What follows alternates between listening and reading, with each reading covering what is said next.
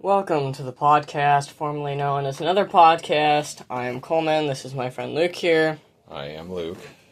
So, today is a day. It's a day. Thank goodness you pointed that out. So we actually do have more, I feel like topics that we could talk about. Feel a little bit more prepared than we did last week with that super strong start that we had. We're more prepared than last week? No, I was trying to give the, phony impression of being really prepared? Yeah, I was trying to give the viewers some hope that, Yeah. We knew what we were going to do today, but... Yeah, well, hope is nice, I guess. But, yeah. Let's just dash those hopes right now. I guess, so you might have heard the knock on the door. We're very, sought after today. Yeah. The fans are just beating the door down. They somehow figured out where we record. Yeah. Really, it's a little kid we know that is just trying to be a little kid. If you can't hear the knocking through this microphone, then this is going to be a very awkward part. Yeah. Yeah. Anyway, so well, let's revisit last week first and foremost, since we can actually do that. We had a picture for the episode that was supposed to be kind of a play on words, and of course we got enormous amounts of feedback on that. Yeah, there was, with our 2 views on last week's episode. Right. So... That's the worst we've had in the history of our podcast. We don't talk about Spotify. Spotify, Yeah, we don't talk about Instagram. Spotify, the last 4 episodes, nobody's watched. Yeah. So we have an all-time low on Spotify right now. So, yeah, now that you have some gauge for our popularity, which probably wasn't a great idea, what were we even talking about? The cover. Yes. The picture. Yeah, so, play on words. For those of you that, figured it out right away, let me just validate it. In Lord of the Rings, you have the part where, Frodo had been stabbed by the Witch King, and, Arwen took him very quickly on ahead to Rivendell so that Elrond could, patch him up and whatnot. That was called the Flight to the Ford. That was the name of the chapter in the book. Granted, in the book it wasn't Arwen, but let's not get into all that. That's the Flight to the Ford. And, of course, in Harry Potter... You have the Flight of the Ford. Flight of the Ford.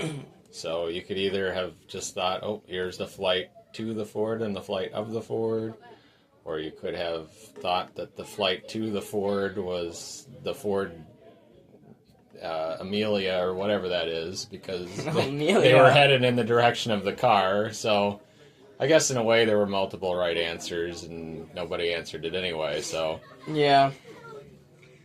Yeah, well, Now that we're all thoroughly bored by that, let's talk about something really exciting. Sounds so excited. Yeah. We haven't really talked about Starfighters yet. Last time we talked about Starfighters was when we had Zach on, and that was about 10 episodes back. Yeah. He liked X-Wings, and I didn't have the heart to tell him that that's terrible.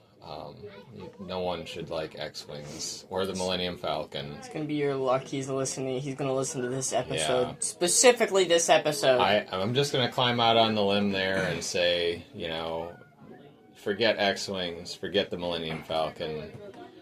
The Falcon should have blown up. Yes. It was a piece of crap anyway. I mean, that was what everyone loved about it, but the point is, they just get too much attention. Yes. So the X-Wing gets a lot of attention because that was the ship Luke blew up the Death Star with. Yeah. And that was the one that, you saw in the 4th movie. You really only saw that, and I think a Y-Wing, wasn't it? There were Y-Wings. And that was it. So really you saw 2 of them. The X-Wing traveled with Luke through the entire trilogy. Yeah. Yeah, so X-Wing's got disproportionate attention. The Millennium Falcon certainly got disproportionate attention. Let's be honest here, the Millennium Falcon, the ship on the inside was way bigger than what it was on the outside. Yeah, that's a good point. So for those of you who don't know, what Coleman just said is true. They designed the interior of the Millennium Falcon with no thought really to the conservancy of actual space on the outside of the ship. So if you went by what the dimensions are, of the ship supposedly in real life, or I don't know, they probably even built a full-size model of the thing. It certainly looked like they did. You wouldn't be able to fit all those rooms on the inside. No, you wouldn't. If you wanted it to look accurate to the actual ship on the outside, you would not be able to make it the things on the inside all, actually fit where they were, yeah. Yeah. So, I guess that begs the question of, there's sort of a Harry Potter Star Wars crossover there, where they must just have the junk that's bigger on the inside than the outside. No, like the tent that they had. The tent, yeah, or the bag. In the Goblet of Fire, they had the tent, and Hermione's bag. Did Hermione? Okay. Did Hermione have that bag on the inside of the tent? Like, can you actually nest bigger than things in bigger than things? Mm-hmm. So it stacks. Man, that is a... She could have put the tent inside the bag. Whoa, that's kind of brain-breaking. You can fit the thing in the thing, and she put the Gryffindor sword in the bag. That's true. And the bag was only like big. Well, wait. So what if they left the sword in the tent and they rolled the tent up and put it in the bag? So when she needed to get it out of the bag, she's like, "Oh, I forgot it's in the tent. Hold on, let me climb in here." And...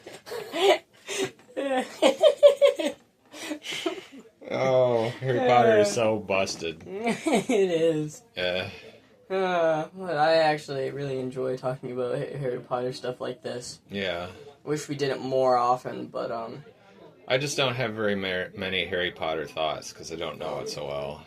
So sorry. We need to mention this because it's been a few weeks since we were supposed to mention it. The Harry Potter dryer and washers. What? The song, the Harry Potter theme, but they made it on the dryer and washer. Yeah. It is a YouTube video. It's the Harry Potter theme on a dryer and washer, and it's funny when you get watching it and stuff. I was like, well, do you think? Here's the question: do you think the washer and dryer company specifically made all the buttons to have the exact correct sounds so you could do that? Because it's all a different tone for each button, and they just found the right combinations and everything to make the theme all come together. Yeah, it's so funky. I mean, look this up, I guess. But it's on YouTube. I don't know. I'd like to look at the sheet music for Harry Potter just to see how many sharps and flats there are. It's kind of crazy to think that It'd be funny that if they're buttons, they specifically recorded that specific note just so they could put it on a specific button on a washer or dryer. So maybe they had to do that. These could be people that retrofitted their washer and dryer. Let's not just get real instruments. Let's just use our appliances. Maybe that's what John Williams did all along. Oh, you're right. That's probably it. He probably had a washer and dryer just like those and was like, man, I gotta make a theme song for this new, book to movie that probably nobody's gonna care about, but I still have to do the homework. I still gotta write the music. And so he just fiddled around on the buttons and was like, yeah, I think that'll work. He just hit record on his recorder thing, and he's just like, well, let's try it, and just started messing around with it. Oh. And it was like, now I gotta put that into music. See, John Williams just makes me all warm and fuzzy inside. He does. This is something that we could talk about too. There's so many There's so many good film type things that John Williams was involved with, that Hans Zimmer was involved with. Those are just like the granddaddies. Have you ever stopped to ask yourself, like, how on earth did Howard Shore end up being the composer for Lord of the Rings? I mean, whoever even heard of that guy? I haven't even heard of the guy. I think, like, I was looking up his filmography one time before. Yeah, good job with that. I was looking up his filmography one time, and like the only other movie besides Lord of the Rings that I'd ever heard of that he composed was like some kind of chintzy romantic comedy or something.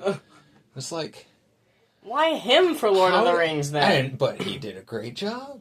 True. That's the crazy thing about it, is like he really knew what he was doing, but who would have known he had the chops for it? Yeah. I got to get the story on that someday. I want to know whether Peter Jackson was out there like trying to be like, hey Johnny, you want to do some Lord of the Rings music? He's like, sorry, we're about to start Star Wars again. Gonna be too busy. Or no, I guess actually episode 1 came out before any of the. Want to do See, he did the first 3 Harry Potter movies. Yeah. He never did the rest, and the reason is because he got too old. No, he's still writing to this day. He's I know, 90, but anyway, the reason is because he's such a good musician, everything composer. Everybody wants him for their movies, right? Right. Everybody dreams of either getting John Williams or Hans Zimmer, I'm sure. I watched a documentary on him on Disney Plus. Now, you can watch this if you have Disney. Now, he said the only reason he did not do all 7 or all 8 of the movies was because they made kept changing how many there were going to be. Yeah. But no, it was because they kept, they were, like, coming back. They were out back-to-back years, pretty much. Like, almost every other year, or a year, and then a year, and then, yeah. So he's like, I can't do that. He's like, it would be one thing if it was, like, the Star Wars movies, where they made, like, 3 of them, and then stopped. Yeah. And then a few years later, made 3 more. Like, he did all 9 of the Harry Potter, all 9 of the Star Wars movies. Goodness, yeah. Because of that. And that's why I was... I realized I was being silly by saying he got too old, because the sequel movies came out so much later than Harry Potter. Yeah. He did those. And then, Indiana Jones, he did all of those. Yeah. But they didn't come back year to year to year. They had space in between. So that's why he did not do all the Harry Potter ones. He did 3, and he likes to do the same, he likes, to do most movie series because he doesn't want some other person to come in and ruin the music. Right. Well, he's like, thank God that they actually had somebody that was good and did really well for the next 6 movies. Yeah. Or however many they had there. 5. Yeah. 3 and 5 would be 8. Yeah. Anyway, for like the next, 5 movies, he's like, they got a really good composer for that. And he's like, I'm happy for them. He's like, I just couldn't do it. Whoever that guy was, I don't even remember. No, I just listened to his stuff. If I listened to John Williams. Yep. Right, so there's composers and... this is where I start to really get into stuff, because I really enjoy music and band. That's what I want to go to college for. I want to become a band director. I don't know. Film music is kind of enduringly my favorite kind of music, which is just another way that I'm just way too nerdy, I guess. But I actually, this happened just yesterday. My nieces came to visit. Oh, your niece stories are always funny. Oh, sure. Well, anyway, so we were packing everybody up to go get ice cream. So I ended up with the nieces in my car. On the way back, this is already funny. He has them in his own car. Shut up. So on the way back, they're like, "Is it always quiet in your car, or do you listen to music?" And I just kind of like thinking to myself, you don't know what can of worms you just opened, because I'm not gonna play. So I played Jack Sparrow for them from Dead Man's Chest, and they're complaining about it, and there's time left over to play Davy Jones too, and they're just like, their main takeaway from all that was that they had to ask me, do you ever listen to real music? Those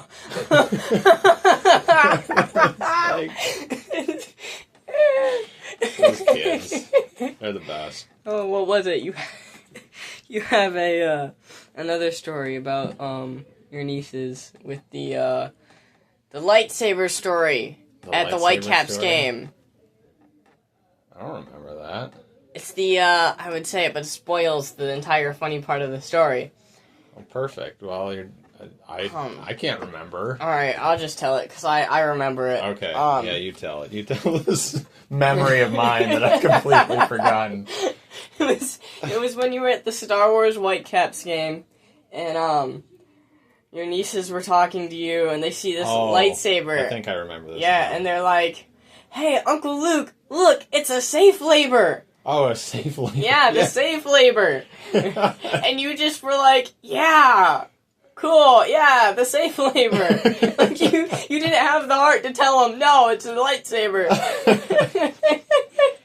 Oh, yeah. Here, just try to listen to like a 10 and a 7-year-old try to say thermometer. Oh, no. Oh, man. Yeah, the safe labor. Maybe that could be the episode title for this, the safe labor episode. Oh my! Which might get people thinking. You have such a better memory than I do for what I've already talked about on the podcast or not? Did I tell you? Did I ever tell all our viewing listeners about the Rogue One story? My niece and me and Mom watching Rogue One. I'm not even sure if I've heard this story. Oh, you've heard this story. I tell everyone this story. Once upon a time, when we only had the one niece, Clara, the oldest, but she was only like 2 or 3. So, Mom and I were watching her. It was just us. Her folks were either just out doing something for fun, or that couldn't have been when they were giving birth to Macy, because everybody was anyway. So it was just us and Clara. Clara went to bed, and Mom and I were not ready to go to sleep yet, so we popped in Rogue One. I've done that before. Yeah, so it's the movie that you watch because you're like, it's not, I don't want to go to bed, but it's not a Star Wars movie I would want to, like, full on 100% pay attention to because I want to watch it. It's like... Oh, I fully intended to watch the whole thing and enjoy it, but... Well, yeah, you do that with every movie. Every Star Wars movie, you sit there and you watch the entire thing and enjoy it, but right. Unless it's unenjoyable, but then you don't watch that one. Yeah, but Rogue One's the late night one, Yeah. Like, you never put it on midday. It's always weird when you do. Yeah. So, anyway... We were watching Rogue One right along, and Clara, obviously was sleeping through most of it, but she chose kind of an inopportune time to wake up. She woke up, right about the end there, and so, she came out, and she wanted to cuddle with Grandma, and so we just kept watching it, and, we make it to Darth Vader's killing spree, where he's just chopping people up left and right, and, my mom, she just snuggles against Clara, and she's like, Clara, this is Grandma's favorite part. Clara was just like, it was the most memorable thing ever. This is Grandma's favorite part, as he's just like slicing people in half. Try to explain to a 3-year-old why you love this, like, absolute carnage. Oh, my poor niece is probably scarred by that. Yeah, she probably still is. So, yeah. oh, Yep. We're gonna tell one more. This one's shorter. I'm sorry to. Hey, anyway, I think everybody likes stories like this. Let's be honest here. Maybe. Another very, I suppose, age inappropriate movie we were watching with Clara when she was quite small was Jurassic World. That's 100% age inappropriate for her. Right. Well, she was enjoying it. She liked the dinosaurs. Didn't really seem to mind or understand or notice that they were eating people. And so, you get to the end. The T-Rex shows up. It's roaring at the Indominus Rex. The Indominus Rex is roaring back at the T-Rex. And the implications are so simple and cut and dry to all of us, but Clara pointed right at the screen and just declared, they're brothers. It's like, okay, yeah. They're brothers! Who knows? That could have been the DNA of the T-Rex they used. Well, they did, and but the brothers. Well, they would have been sisters, though. Yeah. Everyone forgets that the they were Jurassic both, Park dinosaurs are supposed to be girls, but yeah, siblings. She was close enough. Yeah. They're brothers, but they're female. But they're still brothers. Oh gosh. Yeah. Well. I'm trying to think of stories like that now. Hey, we've made it to like a full length already, but that's nice. Well, before we move on to more stories like this, we might as well get the games here. Okay. Yeah, we can do the games. So the comment of the week. It doesn't actually exist. Well, it does. It does. Yes, it does. Okay. So it does exist. We don't have to make one up this week. I mean, we haven't been making them up, but... Oh, no, never. We would never do that. Unless we were very desperate. Yeah. This one is, why is the, grass green and the sky blue? Yeah. Thank goodness we've resorted to this already. If you can, think of that... If you have the answer to that question, please tell us. Yeah. Don't be too scientific, though. We can't understand all the technical jargon. Got to put it in layman's terms. We have our company email, the Warden Wallace podcast email. Really? Yes, we do have an email that I should probably put it on this episode. So if somebody just wants to email us something and they don't have to comment us, I could probably put it on, the bottom of like the screen or something. Yeah. So, be prepared for the Warden Wallace podcast email. Well, yeah, be prepared. And soon or later, I will get around to making a Facebook page for us. Yuck. So, I've never messed with Facebook, so I don't know what I'm getting myself into. We're avoiding the whole comment, though. Why is the sky green and the grass blue? I didn't even really mean to mix that up. I think the principal reason... I just realized you did mix it up. Yeah. I think the principal reason is that so we have some way of telling them apart. Yeah. Well... you don't want to mow the sky. Yeah. My dad once asked me, he asked me, why is the sky blue? And I went, well... Because to get to the other side. He said, why is the sky blue? And I said, because the grass is green. Oh, okay. And I was like, because if the grass wasn't green, it would probably be blue, and the blue sky would be green. Yeah. So, Yep. Okay, we've talked about this too long. Impossible trivia time. Yes, impossible trivia. Let's do that. I'm going to have to make a theme song for impossible trivia, so I can play that when we say impossible trivia, and then that theme song will pop on, and then we can do the impossible trivia. Right. Anyway. That'd be good. I'm going to start making one. Okay. So, you can go first. Oh. Right. What is my impossible trivia question? He's got to look. He's got some written down.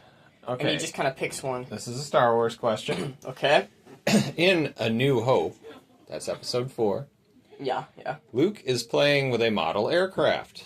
What kind of aircraft is it? I know what you're talking about, too. I just don't know what it's called. I know what it looks like. I can picture it right in my head. It's got the triangle wing. Yeah, thing yeah. going on, It looks like it's like the Imperial. Yeah, the Imperial Shuttle. I can picture it perfectly in my head.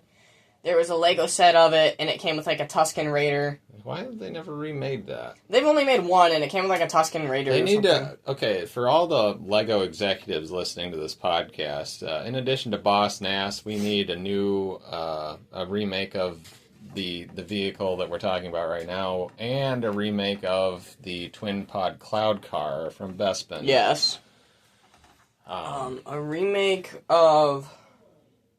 I'm not gonna say anything that they always make a remake of like every year, but yeah, we get like 3 X-wings. We need the remake of the TIE Defender. Yes. They've only ever made one. I forgot about that. We really need that. Do you know how many TV shows it's been in, and they just will not make a TIE Defender? They finally made the TIE Interceptor and TIE Bomber like we wanted, but the TIE Defender. Yeah, we're still waiting that one out. Anyway. Yeah, so that Luke's model aircraft that I think he had a full-size one too, is a T-16 Skyhopper. You know, I should have known that. Of course you should have. I knew what you were talking about as soon as you said the toy he was playing with. I knew the ship. I could picture it in my head. Even the Lego set, but I just couldn't think of the name. Then you said Skyhopper. I couldn't think of the numbers, but I probably could have thought of Skyhopper if I would have started thinking. It's practically named after him. Instead of walking, you're hopping, I guess. Yeah. Sky Jumper, Sky Skipper, Sky Hopscotcher. So... My impossible trivia question is, we're going into baseball here because I was like, we really need something Luke needs to, because after... To not know. What was it? 2 weeks ago, he broke the system within the third time doing this. Yeah. And so, I'm sorry, I just know a lot of Star Wars things.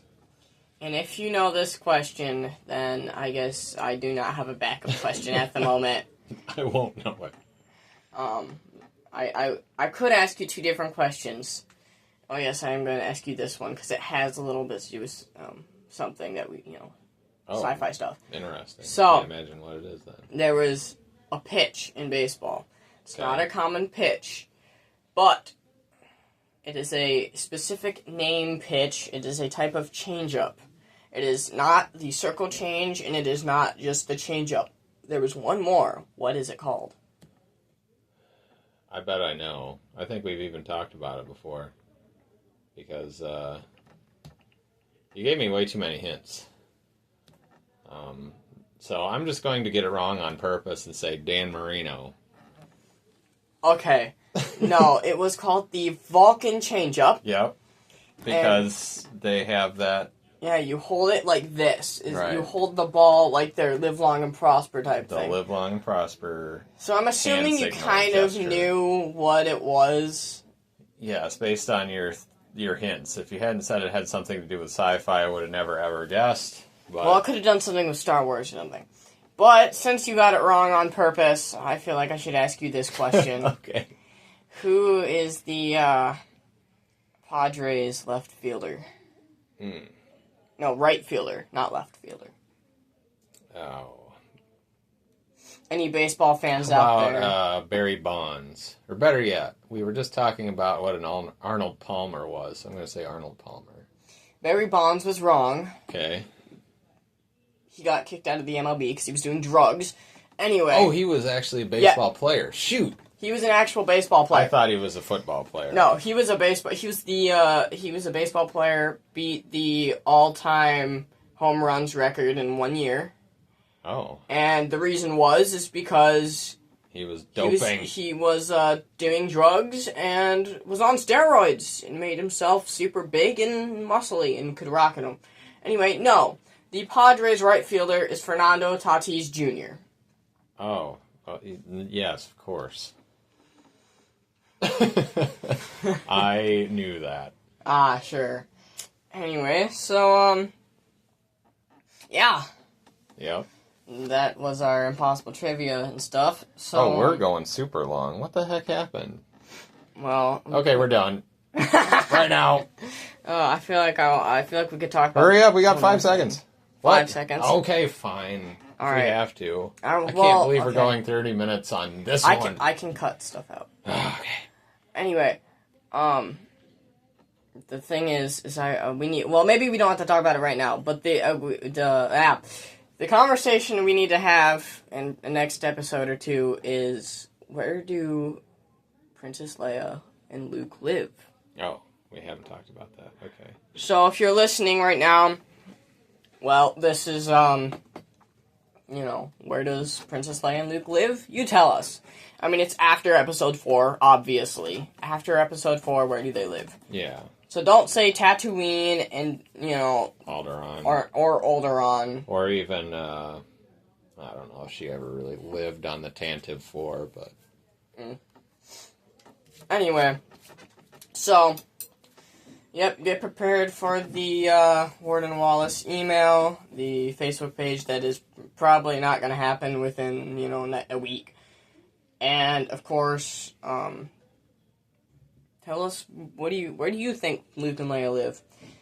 So, anyway, this was another great episode of podcast, formerly known as Another Podcast. Yep. And this is me and Luke signing out. Yeah, we're done. Bye.